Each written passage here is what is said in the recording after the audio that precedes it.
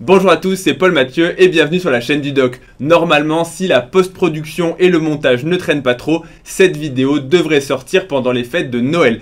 Et à cette période, la nourriture est abondante, on peut être tenté de rester devant la télé sur le canapé au chaud et on peut prendre beaucoup de graisse si on se laisse aller. Je sais, je fais un petit peu peur avec le beaucoup de graisse, mais on va dire qu'en tout cas, on peut faire des petits excès. Et c'est pourquoi dans cette vidéo, je vais vous partager 7 astuces afin de limiter les dégâts. Mais d'abord, vous le savez, la meilleure astuce, c'est de mettre un pouce bleu sous cette vidéo et de vous abonner à la chaîne afin de ne rien rater des prochaines vidéos qui seront également pleines de conseils. Mais d'abord, avant d'aller plus loin dans la vidéo, je voulais quand même rappeler qu'il est bon parfois de tout simplement décompresser et de lâcher un petit peu prise, notamment sur le fait de compter les calories, de traquer les macronutriments, surtout si vous avez été productif pendant l'année et que vous n'avez pas fait beaucoup d'écart. Maintenant, pour ceux qui veulent suivre un régime ou en tout cas limiter la casse pour ne pas finir l'année avec plus 5 ou 10 kilos,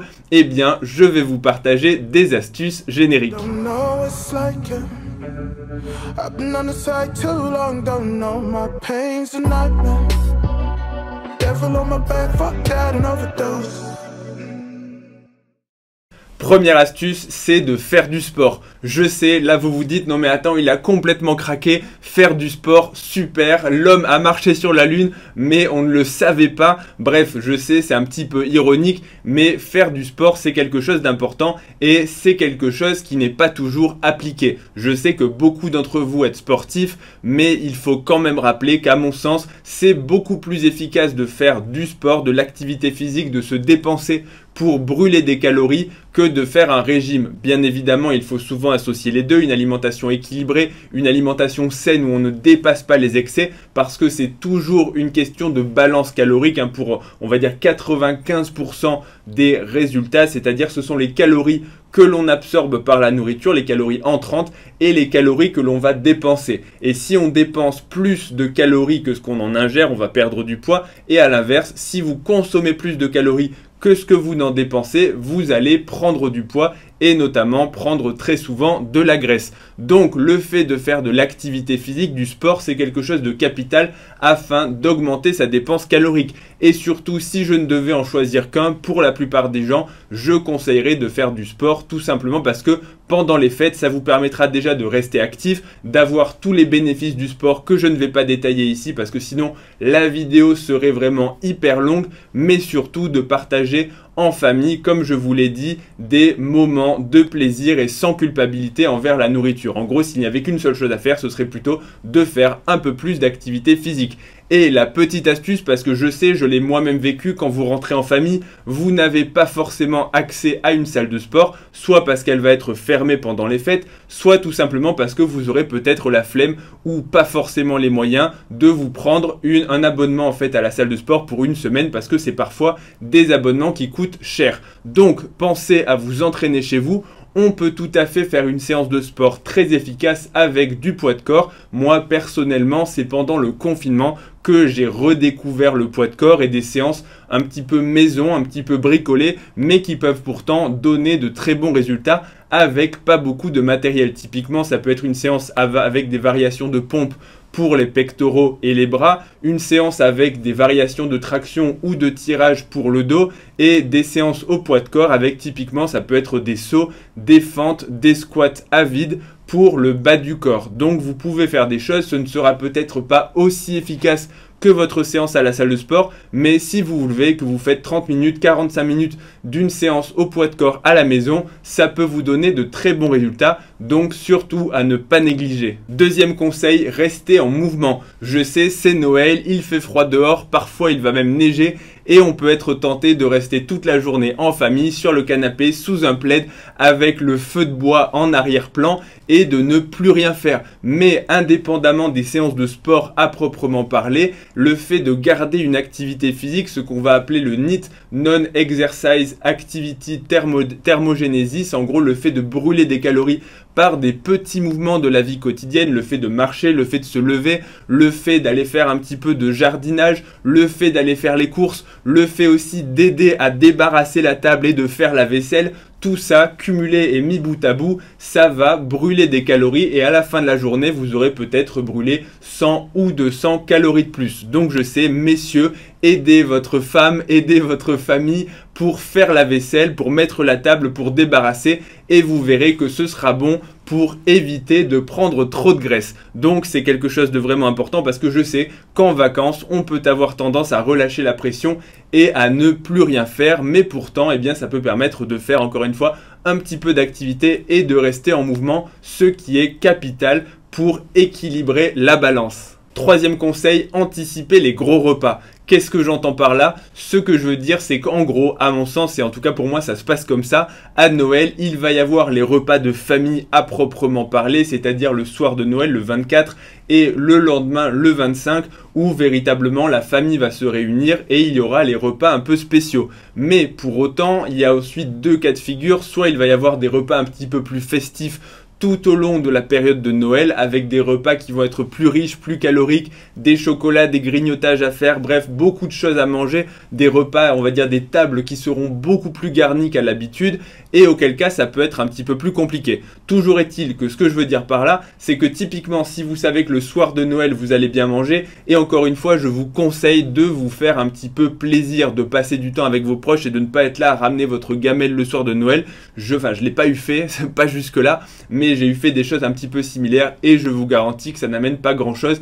Il vaut mieux essayer d'adapter un peu en fonction des choix alimentaires, de se faire plaisir, mais surtout d'essayer de l'anticiper. En gros, si vous savez qu'il y a le soir de Noël et le 25, eh bien vous pouvez réduire un petit peu sur le repas d'avant, sur le 24 midi, en réduisant un petit peu les quantités d'huile pour diminuer assez facilement les calories, d'anticiper aussi un petit peu sur les quantités de féculents en sachant que vous allez manger un petit peu plus le soir. Donc souvent les repas de Noël et du 25, surtout si vous êtes en famille, ça peut être vraiment des gros repas où on explose un petit peu le total calorique et où le fait de compenser en diminuant la ration d'avant ne sera pas suffisante, mais en tout cas ça permet quand même d'épargner quelques petites calories en sachant que ça permet de se faire plaisir sur les repas qui comptent vraiment.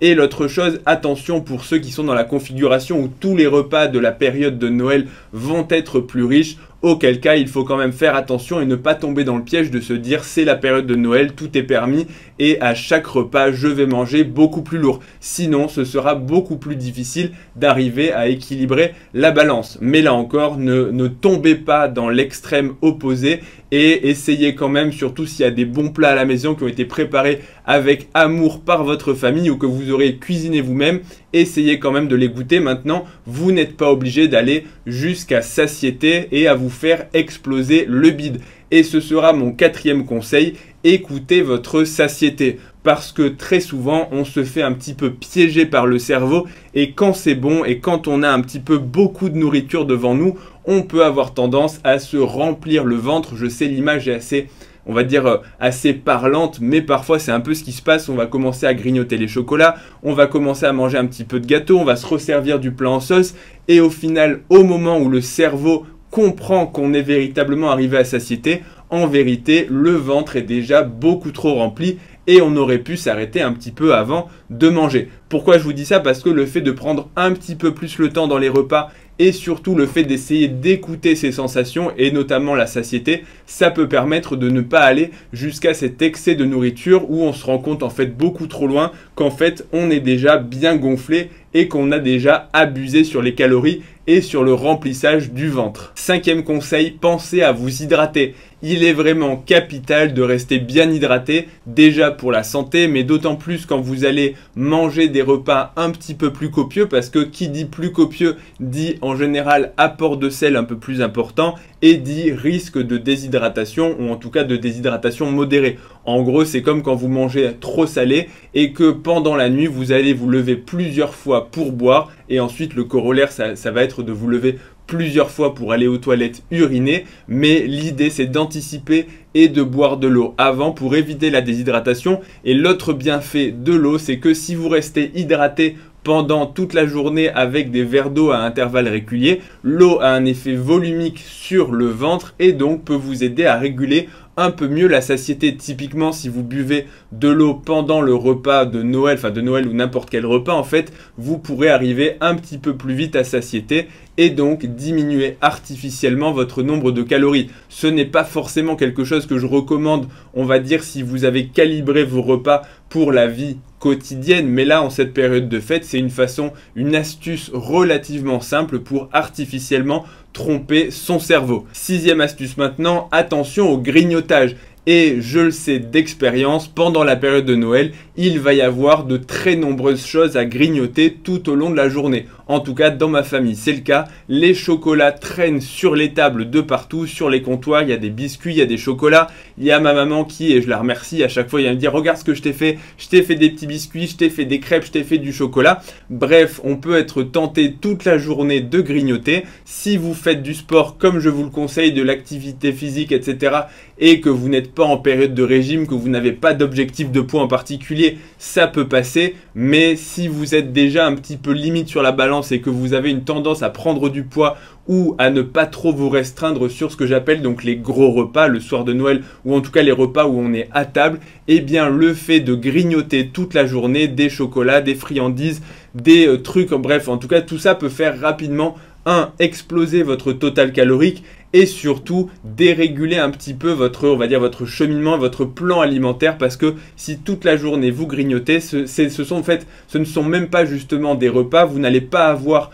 de satiété, voire même ça peut vous ouvrir l'appétit, parce qu'en général, plus on grignote et plus on va avoir envie de grignoter, tout simplement parce qu'il n'y a pas véritablement de satiété et parce que la glycémie peut fluctuer, et quand la glycémie redescend, même si elle ne redescend pas très bas, eh bien on peut avoir des messages au niveau hormonaux qui vont déclencher de la faim. Donc le fait de grignoter est vraiment une mauvaise habitude. Je ne dis pas qu'il ne faut pas le faire, mais là encore c'est quelque chose qu'il peut falloir potentiellement éviter, surtout si vous êtes un petit peu, on va dire, limite sur le plan de la balance ou sur les calories, sur votre total calorique de la journée. Et enfin, septième conseil, attention aux boissons. Autant je vous ai conseillé de boire de l'eau, autant il faut faire attention aux différentes boissons, que ce soit les boissons alcoolisées ou les sodas et les boissons sucrées. Et il y a deux raisons à cela. Déjà, on va prendre le cas de l'alcool. Je ne vous dis pas de ne pas consommer d'alcool. Une coupe de champagne, ça n'a fait de mal à personne,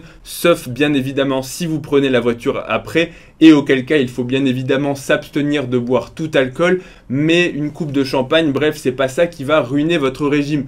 Pour autant, dans l'alcool, il faut le savoir, il y a des calories, déjà des calories liées à l'alcool lui-même, puisque 1 gramme d'alcool correspond à 7 kilocalories, et également le sucre qui va être associé à l'alcool, que ça soit dans la bière, que ça soit dans le vin, que ça soit dans le champagne. Bref, ce sont des boissons qui sont caloriques, et tout comme les boissons sucrées, où là c'est en général encore pire parce que c'est du sucre liquide, ça ne va apporter en général aucune satiété, ça va être des calories très rapidement absorbées, et au total c'est quelque chose qui peut être en général relativement facile à limiter. Pour ne pas non plus, si vous aimez boire des boissons sucrées, je ne vous dis pas d'en boire zéro, je vous dis simplement de l'intégrer. Limitez-vous au maximum, je dirais, alors c'est arbitraire bien évidemment, mais à 1 verre. Et sachez qu'il existe aussi des boissons de remplacement, soit édulcorées pour les boissons sucrées, des sodas ou autres avec 0 sucre. Et il vaut mieux, à mon sens, prendre des édulcorants que de prendre des boissons sucrées.